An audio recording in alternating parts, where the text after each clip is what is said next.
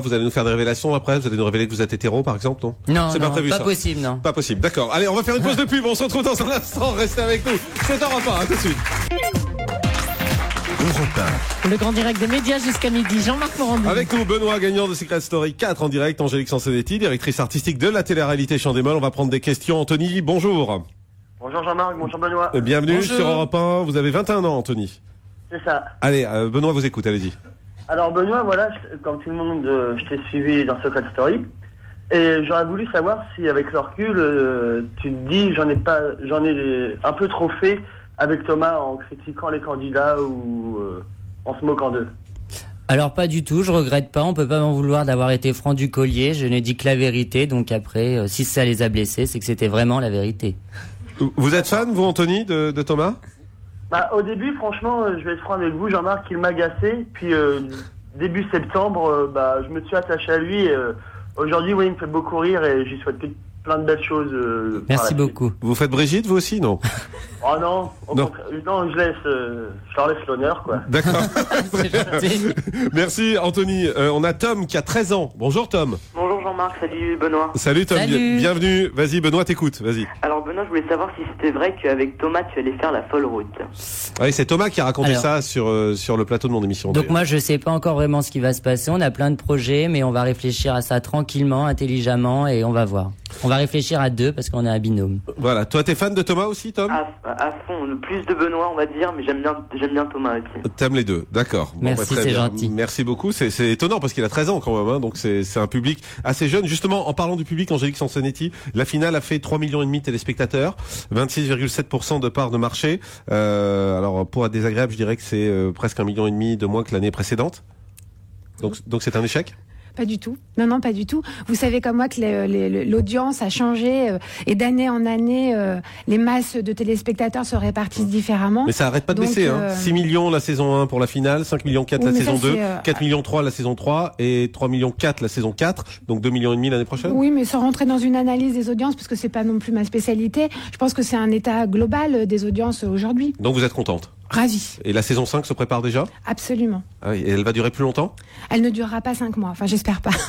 D'accord. J'espère pas pour nous. Bon, mais TF1 peut vous le demander, mais ça sera quoi, à peu près la même durée? Oh, je pense, oui. Alors, De toute façon, à un moment donné, on a 14 semaines, 15 semaines, c'est très très long. Ouais. Et ces semaines, il faut les alimenter en rebondissement, en activité, etc. Donc, il y a une limite qu'on peut pas dépasser, ne serait-ce aussi que pour les candidats. C'est qu'à un moment donné, c'est long. À Ouais. la fin. Ça a été long, Benoît, pour vous, la fin? Bah à la fin oui, c'était la dernière semaine la plus longue. C'est vrai qu'à la fin on avait tous envie de sortir et on était très impatients.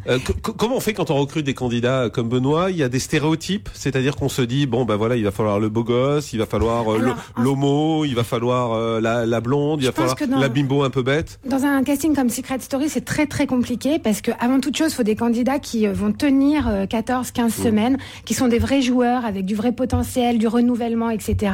Et ensuite, vous avez des codes de télé-réalité qui relèvent un peu d'une distribution d'un film. Donc effectivement, il y a des personnages, dit, on a envie de rencontrer, de revoir tous ces personnages. Ça veut dire quoi que Benoît, c'était l'homo de service dans l'émission? Ce qui nous a vraiment interpellé quand on l'a vu, c'est qu'il était super drôle. On vous a montré les images du casting vendredi sur l'after où il danse avec son chien. Et la première fois où on l'a vu comme ça, on a tous vous avez dit c'est Paris Hilton. Voilà.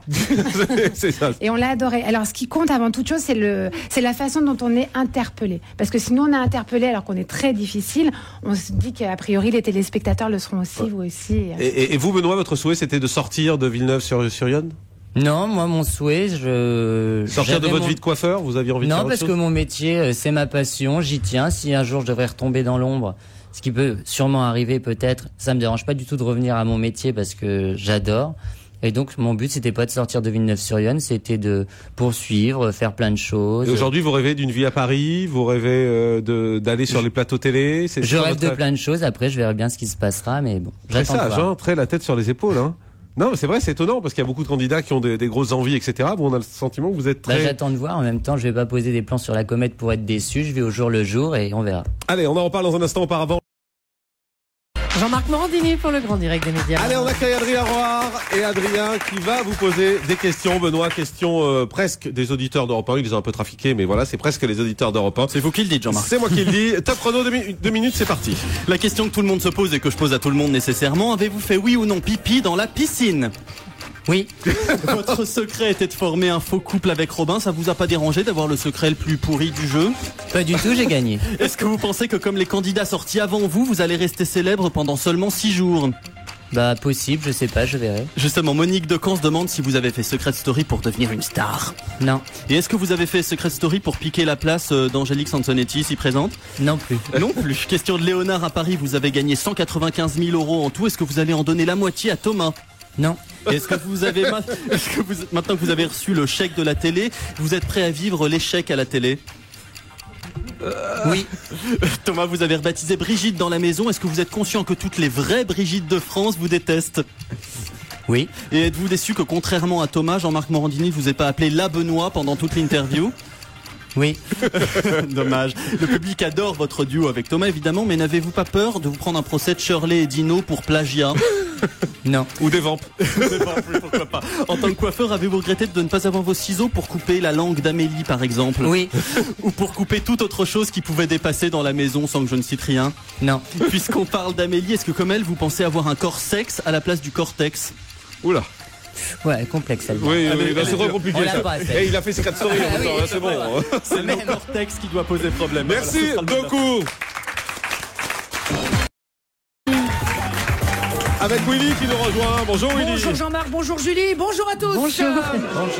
Et il paraît que la venue de Benoît vous a tout retourné, mon petit Willy. Oh, ma chère Brigitte, je suis très heureuse de me retrouver face à vous, même si depuis votre arrivée, c'est un peu le foutoir. On entend des L à la place des il. On ne sait plus qui est qui. Depuis tout à l'heure, les auditeurs entendent un Benoît qui dit s'appeler Brigitte, mais qui a la voix d'un Benoît. Là, maintenant, ils entendent un Willy qui n'a rien à voir avec un Benoît, mais qui a quand même la voix d'une Brigitte. C'est le bordel.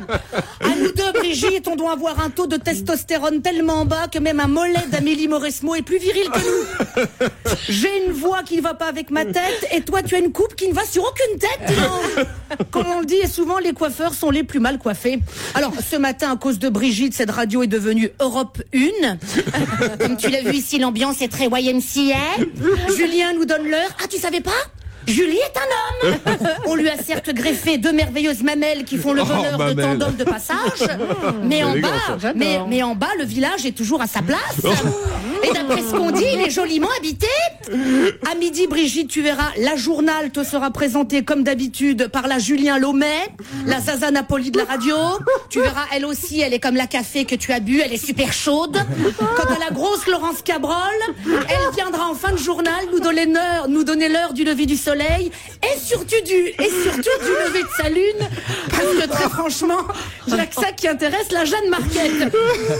En tout cas, la France est soulagée que tu aies gagné, Brigitte. Merci. Ça faisait des semaines que tout le monde s'impatientait. Ces milliers de gens dans la rue qui gueulent depuis des jours. Sarko, ça suffit! On veut le gagnant de Secret Story!